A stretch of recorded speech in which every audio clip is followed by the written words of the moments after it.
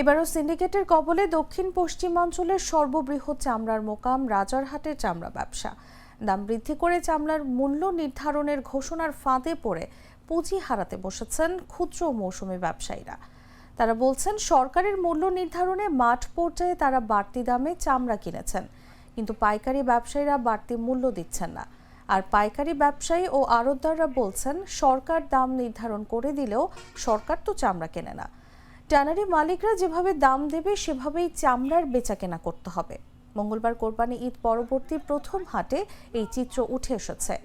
গত বছরও ঈদ পরবর্তী হাটে একই চিত্র বিরাজ করেছে। তবে ব্যবসায়ী আগামী শনিবারের বড় হাটের দিকে তাকিয়ে আছেন বলে জানিয়েছেন। এই হাট ঘিরে দক্ষিণ পশ্চিমাঞ্চলের প্রায় 10,000 ছোট বড় ব্যবসায়ী ব্যবসা করেন।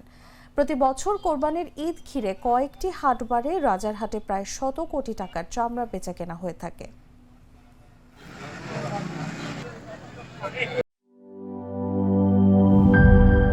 এই ঈদে জামা জুতো অ্যাক্সেসরিজের ডিসকাউন্ট।